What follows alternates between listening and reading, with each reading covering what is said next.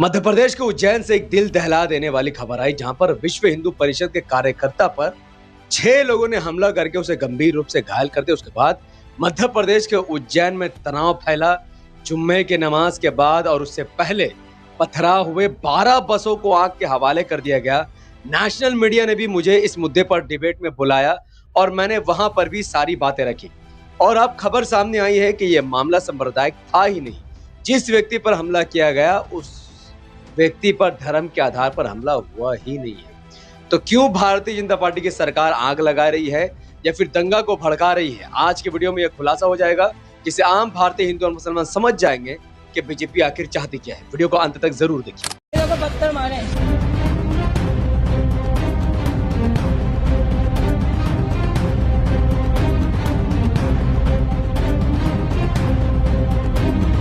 सोहेल ठाकुर फिलहाल अस्पताल में डॉक्टरों की निगरानी में है।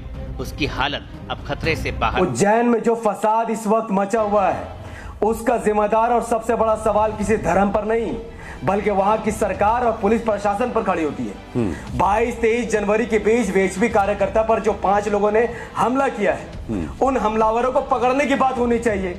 अगर पुलिस पर भरोसा था तो वीएचपी कार्यकर्ता क्यों पुलिस थाने का घेराव किए और इस पूरे धरना को उन्होंने उग्र बना दिया? तो ये पूरा सवाल किसी धर्म पर नहीं बल्कि बीजेपी सरकार पर खड़ी होती है। भटक जाए। आज से 1 महीने पहले उसी मध्य प्रदेश के इंदौर में 22 लोगों की मौत हो गई गंदा पानी पीने की वजह से, और आज मऊ में भी लोग बीमार पड़ रहे गंदा पानी पीने की वजह से। इन तमाम न्यूज से वो मुद्दा भटक जाए, शायद इसीलिए बीजेपी सरकार दंगा रोकने की जगह दंगा को बढ़ावा दे रही है। कितना देर लगेगा पुलिस को ये बोलने के लिए कि हम आपको खुली छोड़ देते हैं, दंगाइयों पर काबू पाइए? आज तक किसी बलात्कारी के समर्थन में रैली नहीं निकाला। ये बीजेपी का काम है जिन्होंने कठुआ के बलात्कार के समर्थन में रैली निकाला। अस्सलाम वालेकुम रहमतुल्लाहि व बरकातहू। अल्लाह के नाम से शुरू जो बड़ा मेहरबान और निहायत रहम करने वाला है। मैं हूं मोहम्मद हफीज अंसारी और आप देख रहे हैं द बॉडीगार्ड। आज से 2 दिन पहले लगभग 22 जनवरी को मध्य प्रदेश के उज्जैन में विश्व हिंदू परिषद या फिर बजरंग दल के कार्यकर्ता, जिसका नाम सोहेल ठाकुर बताया गया है, उस पर 5-6 उज्जात लोगों ने हमला करके उसे गंभीर रूप से घायल कर दिया। उसके बाद विश्व हिंदू परिषद के लोग भड़क गए और इसे धार्मिक रंग देने की कोशिश करने लगे। लेकिन खबर है कि असल में विश्व हिंदू परिषद या बजरंग दल के कार्यकर्ता को हिंदू होने की वजह से नहीं बल्कि पैसे के लेन देन या फिर गाड़ी की वजह से उसके साथ मारपीट हुई है। यानी ये हिंसा, इसका धर्म की राजनीति से कोई लेना देना नहीं था, बल्कि ये एक प्राइवेट मामला था, एक प्राइवेट मैटर था, जिसको विश्व हिंदू परिषद के लोगों ने धार्मिक मैटर बना दिया। जिसके बाद विश्व हिंदू परिषद के लोगों ने थाने का घेराव किया। उसके बाद उन्होंने पत्थरबाजी की। 12 से ज्यादा बसों को उन्होंने आग लगा दी। रही सही कसर अगले दिन यानी जुम्मे के दिन पूरी हो गई, जब जुम्मे में मुसलमान नमाज के लिए निकले। उस दरमियान भी पथराव की खबरें थी। लेकिन सवाल यह है कि आखिर यह सब हो क्यों रहा था? पुलिस प्रशासन कहाँ थी? मध्य प्रदेश के पुलिस क्या कर रही थी? और सरकार क्यों पत्थरबाजों को पत्थर मारने दे रही थी या फिर दंगा भड़काने दे रही थी? नेशनल मीडिया में एक AI फोटो दिखाया गया जिसमें यह समझाया गया कि पत्थर मुसलमान मार रहा है, लेकिन हकीकत यह है कि पत्थर मुसलमान नहीं मार रहे थे, बल्कि सबसे पहले ये झगड़ा शुरू करने वाले, थाने का घेराव करने वाले और फिर बसों को आग लगाने वाले कोई और नहीं बल्कि विश्व हिंदू परिषद के लोग हैं, जो वीडियो में साफ तौर पर देखा गया। अब ये मध्य प्रदेश के पुलिस को एक्शन लेना है और फिर कोर्ट को इसका फैसला लेना है। लेकिन इस दंगा को रोका जा सकता था। 2-3 दिन तक चली इस झड़प में आम भारतीय लोगों को काफी क्षति पहुंची है। 12 बस जले हैं, 10 से ज्यादा गाड़ियां डैमेज हुई है, भारतीय घरों को नुकसान पहुंचा है। हिंदू मुसलमान की यहाँ कोई बात ही नहीं है, भारतीयों को नुकसान पहुंचा है। लेकिन इससे भारतीय जनता पार्टी को फायदा हुआ है। इस दंगे से बीजेपी को यह फायदा हुआ कि मध्य प्रदेश में 1 महीने पहले साल 2025 दिसंबर महीने में उसी मध्य प्रदेश के इंदौर में गंदा पानी यानी नाले का पानी पीने के पानी में मिल जाने की वजह से 22 लोगों की मौत हो गई। 22 लोग मर गए बीजेपी राज्य में पानी की वजह से, गंदे पानी की वजह से। 1400 से ज्यादा लोग इससे प्रभावित हुए और सैकड़ों की तादाद में लोग हॉस्पिटल में भर्ती हो गए। ये मामला अभी थमा ही नहीं था कि अचानक मध्य प्रदेश से खबर सामने निकल आई कि मध्य प्रदेश के मऊ जिले में, मऊ में गंदा पानी पीने की वजह से जिस दिन उज्जैन में दंगा चल रहा था, उसी दिन मऊ में गंदा पानी पीने की वजह से 20-40 लोगों के बीमार होने की खबर सामने आई।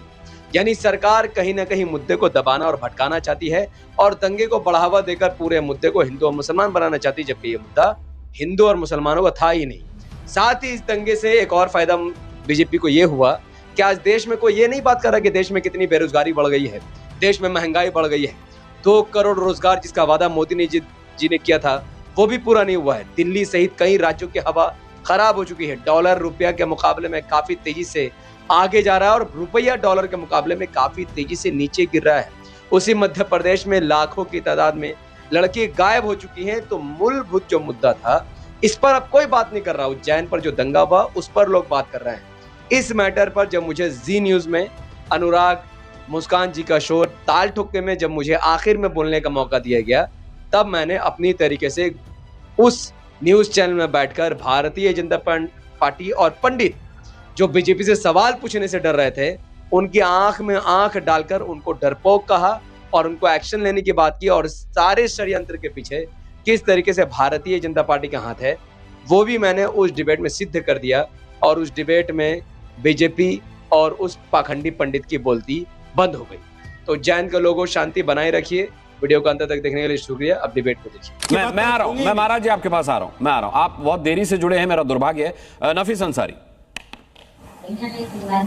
जी, बहुत बहुत शुक्रिया अनुराग मुस्कान जी। बहुत अफसोस का बात है कि सारे पैनलिस्ट में से किसी ने भी उज्जैन में हो रहे उपद्रव को ठंडा करने की बात नहीं की। सब अपने अपनी बात कर रहे हैं। उज्जैन में जो फसाद इस वक्त मचा हुआ है उसका जिम्मेदार और सबसे बड़ा सवाल किसी धर्म पर नहीं बल्कि वहां की सरकार और पुलिस प्रशासन पर खड़ी होती है। 22-23 जनवरी के बीच वीएचपी कार्यकर्ता पर जो 5 लोगों ने हमला किया है उन हमलावरों को पकड़ने की बात होनी चाहिए। अगर पुलिस पर भरोसा था तो वीएचपी कार्यकर्ता क्यों पुलिस थाने का घेराव किए और इस पूरे धरना को उन्होंने उग्र बना दिया।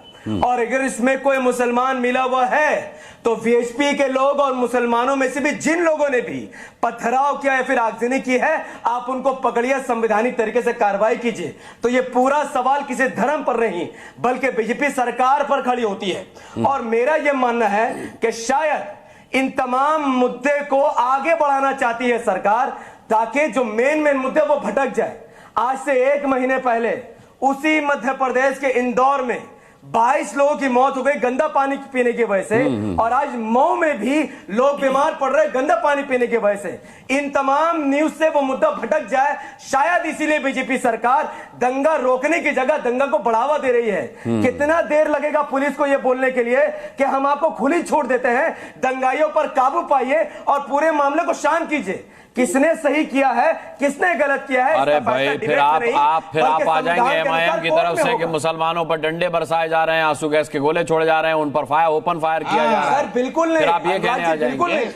बिल्कुल नहीं। हम कभी भी सर हमने आज तक किसी बलात्कारी के समर्थन में रैली नहीं निकाला। ये बीजेपी का काम है जिन्होंने कटुआ के बलात्कार के समर्थन में रैली निकाला।